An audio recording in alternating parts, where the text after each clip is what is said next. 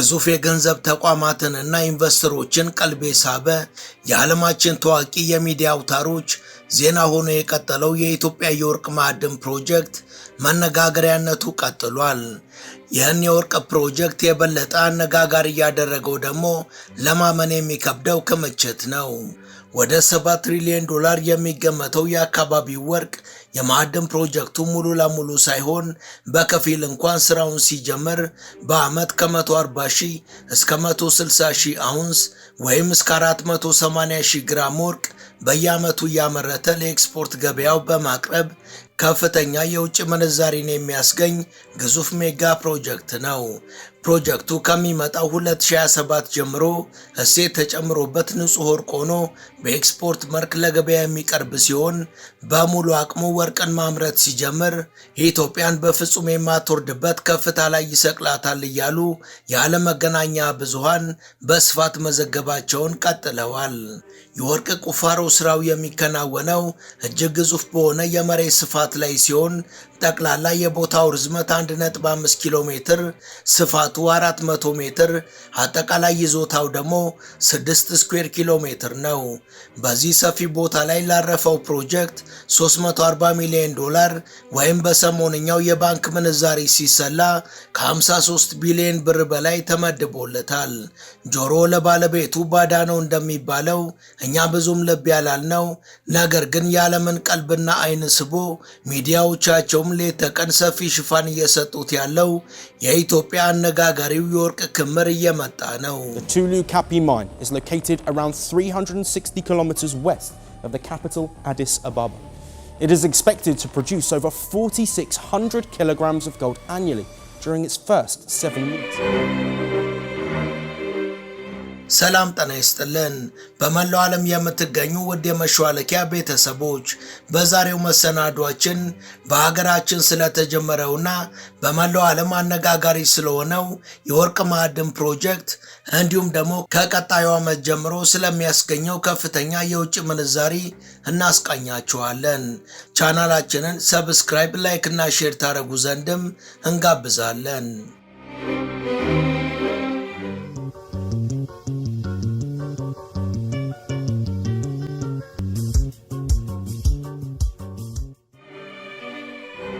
በርካታ የምጣኔ ሀብት ባለሙያዎች ወርቃማው የህይወት ዘይቤ ሲሉ ይገልጹታል።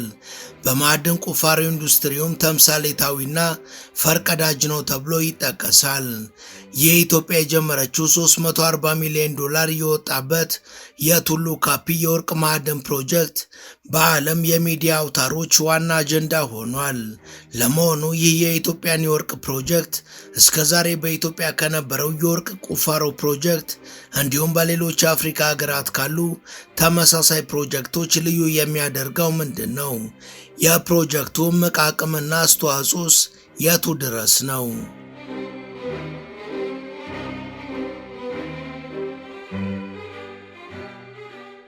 አፍሪካ ሙሉ በሙሉ በሚባል ሁኔታ እንቁላል እንደታቀፈች ዶሮ ሀብት ላይ ተቀምጣ የምታንቀላፋ ምስኪና አህጉር በሚለው ብትገለጽ ስህተት አይሆንም።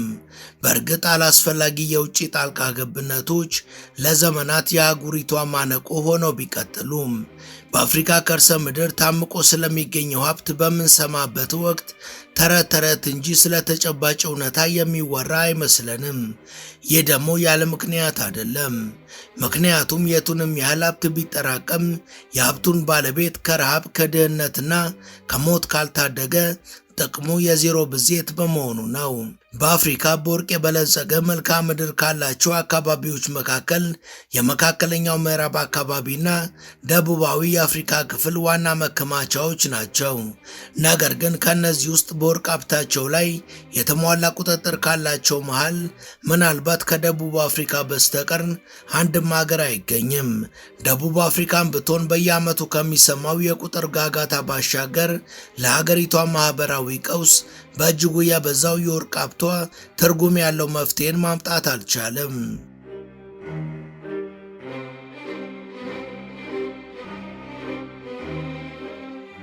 የምዕራብ አፍሪካ ሀገራትም ቢሆኑ የወርቅ ሀብታቸው በምዕራባውያን የሚመዘበር በመሆኑ ዜጎቻቸው ዘግናኝ በሆነ ድህነት ውስጥ ከመኖራቸው በተጨማሪ በእርስ በርስ ጦርነት ምክንያት ፍዳቸውን የሚያዩ በመሆናቸው ሀብታቸው በረከተ መቅሰፍት ሆኖባቸው አሳዛኝ ኑሮን እየገፉ ይገኛሉ። ከ4 ዓመታት በፊት ሉዓላዊነታቸውን የተጎናጸፉትና የወርቅም ሆነ ሌሎች የማዕድን ሀብቶቻቸውን ከምዕራባውያን መንጋጋ ፈልቅቀው ማውጣት የቻሉት የሳህል ኮንፌዴሬሽን አባል ሀገራትም ማለትም ቡርኪና ፋሶ፣ ማሊና ኒጀርም ቢሆኑ ላለፉት 4 ዓመታት በሽብር ጥቃትና በተደጋጋሚ የመንግስት ግልበጣ ሙከራዎች ምክንያት ተረጋግተው የተፈጥሮ ሀብታቸውን ወደ ምንዳ ለመቀየር እንዲቸገሩ አድርጓቸዋል። የአባይን ልጅ ውሃ ጠማው የሚለውን መሪር እውነታ መጋፈጥ የአፍሪካውያን ዕጣ ፈንታ ሆኖ ቆይቷል። ይህ ብሂል በነገራችን ላይ ታላቁ የህዳሴ ግድብ ከስንቱ ውጣ ውረድ በኋላ እስኪጠናቀቅ ድረስም የእኛ የቁጭት እንጉርጉሮ ሆኖ ቆይቷል። ከቅርብ ጊዜ ወዲህ በርካታ ሀገራት ከትራምፕና ከአሜሪካ ጋር የገቡበትን ውዝግብ ተከትሎም በርካታ ሀገራት በዶላር ከመገበያየት ይልቅ በየሀገራቱ ገንዘብና በወርቅ ወደ መገበያየት ፊታቸውን ማዞራቸውን ተከትሎ የወርቅ ተፈላጊነትና የገበያ ዋጋው ከመቼውም ጊዜ በላይ ከፍ ማለቱ የብሪክስ ድርጅት መስራቾቹ ቻይናና ሩሲያ ሳይቀር ባለፉት 2 ዓመታት ውስጥ ባልተለመደ መልኩ ከፍተኛ የወርቅ ግዢ በመፈጸም ማከማቸታቸው የወርቅ ክምችትም ሆነ ለየት ያለ የአመራር ዘይቤ የዓለምን ትኩረት ለመሳቡ ከሚጠቀሱ ምክንያቶች መሃል ዋነኛው ነው።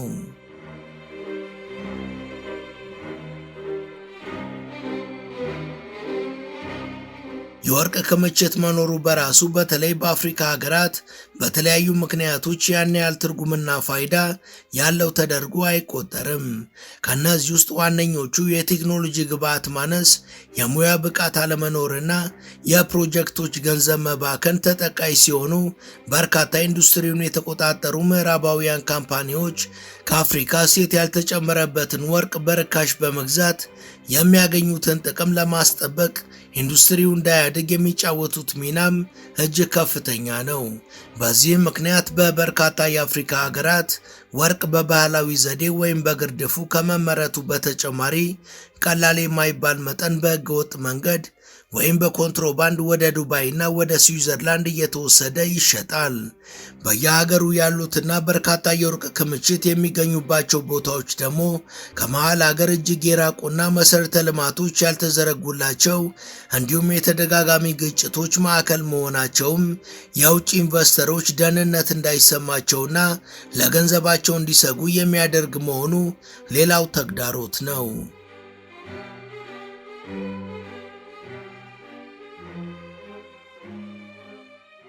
ይሁንና እነዚህን ማነቆች ተቋቁሞም ቢሆን የወርቅ ምርትን በተመለከተ ስማቸውን ያስጠሩና ዓለም አቀፋዊ ተወዳዳሪነትን የተቀዳጁ አፍሪካዊ ሀገራት አልታጡም።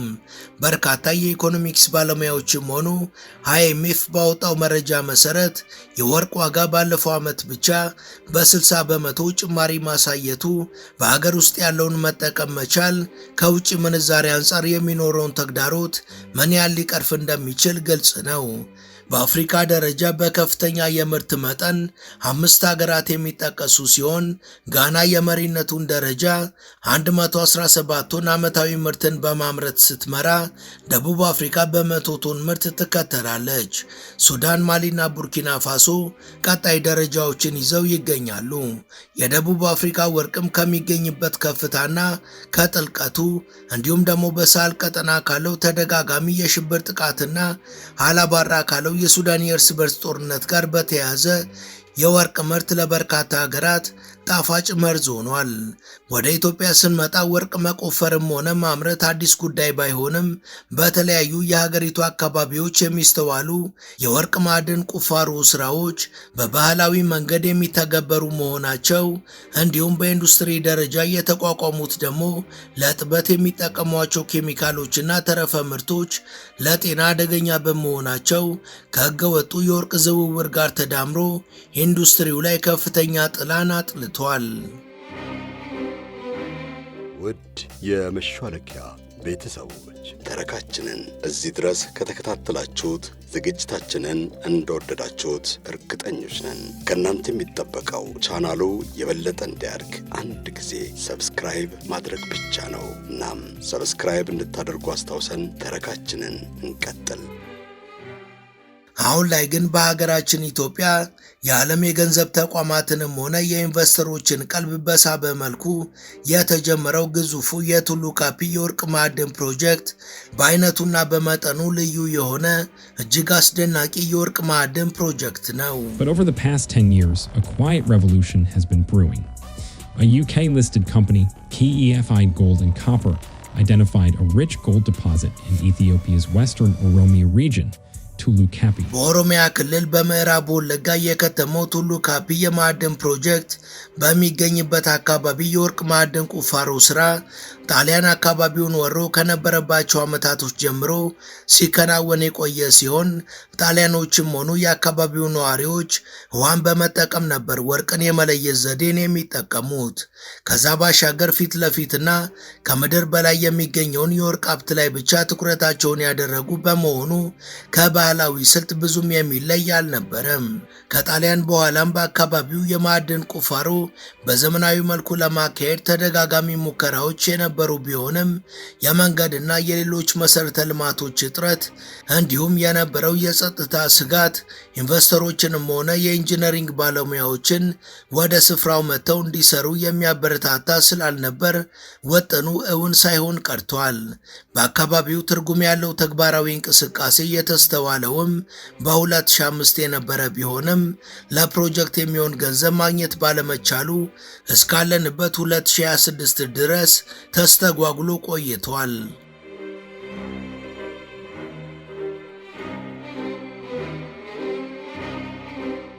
አሁን ወደ ተግባር የገባውን $340 ሚሊዮን የተመደበለትን የቱሉ ካፒ ፕሮጀክትም ሆነ $360 ሚሊዮን በጀት የተመደበላቸው በአቅራቢያው የሚገኙ የተለያዩ የማዕድናትና የከበሩ ድንጋዮች ማምረቻ ፕሮጀክቶች ከመጀመራቸው በፊት አስፈላጊ የሆኑ መሰረተ ልማቶችና አስተማማኝ ጸጥታን ማረጋገጥ በመቻሉ ኢንቨስተሮችም ሆኑ አበዳሪ ተቋማት አይናቸውን ሳያሹ ለፕሮጀክቱ እጃቸውን መዘርጋት እንዲችሉ አድርጓል። ይህን ተከትሎም ለፕሮጀክቱ ከዳር መድረስ የተስተዋለውን ፍላጎት ከሚያስረዱ ምክንያቶች አንዱ ደግሞ እጅግ በሰፊ ቦታ ላይ የሚገኘው የወርቅ ክምችት ያለቀለትና በቅርብ ርቀት የሚገኝ በመሆኑ እንዲሁም በከርሰ ምድር ውስጥም የሚገኘው ጥሬ ወርቅና ወርቅን ያረገዙ ድንጋዮች መጠን እጅግ በርካታ መሆኑ ዋናው ምክንያት ነው ተብሏል። እንደ በርካቶች ግምት በቱሉ ካፒ የሚገኘው የወርቅ ክምችት በትንሹ $7 ትሪሊየን ይገመታል። ፕሮጀክቱ የሚጠቀመው ቴክኖሎጂ እጅግ ዘመናዊ መሆኑና የሚመረተው ወርቅ ወደ ውጭ ገበያ ኤክስፖርት ከመደረጉ በፊት እሴት ተጨምሮለት ያለቀ ምርት ኤክስፖርት የሚደረግ መሆኑ ደግሞ የሚኖረውን ፋይዳ ከፍ አድርጎታል። The Tulu Kapi project is more than just a mine. It's a symbol of Ethiopia's emerging influence in the mining sector. ቱሉ ካፒ ከዋና ከተማዋ አዲስ አበባ ወደ ምዕራብ 360 ኪሎ ሜትር ርቀት ላይ የምትገኝ ሲሆን ደምቢዶሎን እና ጊምቢን ከሚያገናኘው ተገንጥሎ 9 ኪሎ ሜትር ያህል ወደ ውስጥ ገባ ብሎ ይገኛል።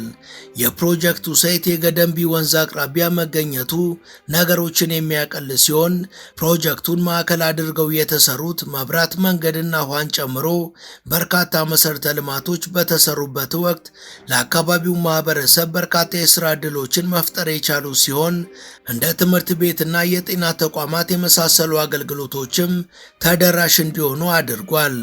የቱሉ ካፒ የወርቅ ቁፋሮ ስራን ለመከወን ከ1970ዎቹ ጀምሮ ከተባበሩት መንግስታት ድርጅት በተወጣጡ ባለሙያዎች እንዲሁም በ2005 ሚነርሻ በሚባል ድርጅት ተሞክሮ የነበረ ሲሆን ከፕሮጀክቱ ሳይት ግዙፍነት አንጻር ያስፈልግ የነበረውን የፕሮጀክት ገንዘብ ማግኘት ባለመቻሉና አካባቢው የለማ ባለመሆኑ ውጥኑ ሳይሳካ ቀርቶ ነበር። በ2013 እንዲሁ በተመሳሳይ ኬፊ የተባለ የእንግሊዝ ካምፓኒ ስራውን ለማከናወን ተስማምቶ ኮንትራት የወሰደ ቢሆንም ሂደቱ ያለቅጥ በመጓተቱ ምክንያት ፕሮጀክቱ ተቋርጧል።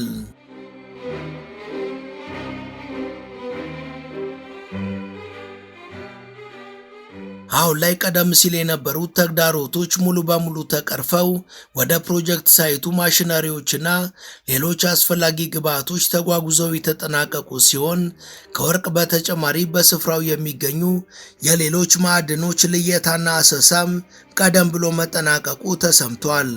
የወርቅ ቁፋሮ ስራው የሚከናወነው እጅግ ግዙፍ በሆነ መሬት ላይ ሲሆን በጠቅላላው የቦታ ርዝመት 1.5 ኪሎ ሜትር፣ ስፋቱ 400 ሜትር፣ አጠቃላይ ይዞታው ደግሞ 6 ስኩዌር ኪሎ ሜትር ነው።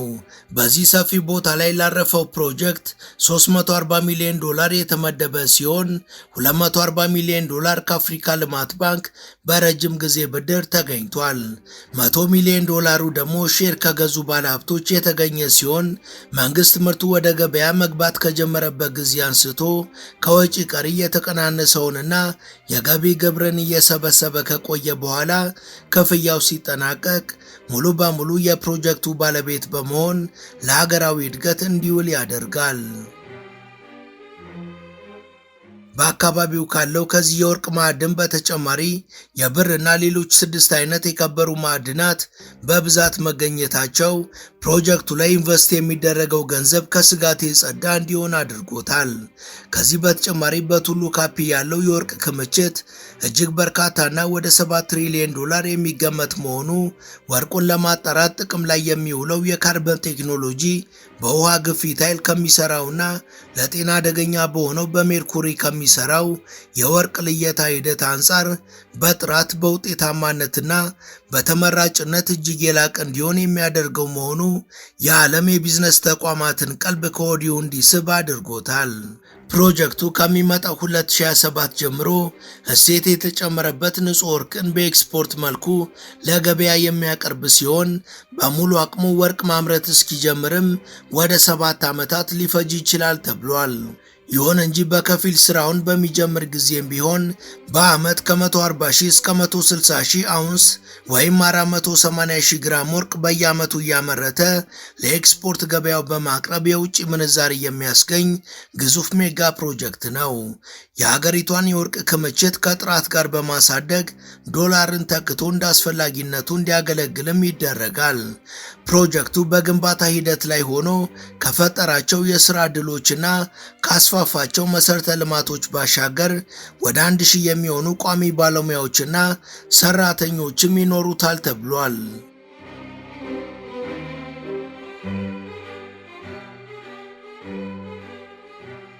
ወደ ቻናላችን ቤተሰቦች ለዛሬ ያሰናዳንላችሁ ይህን ይመስል ነበር።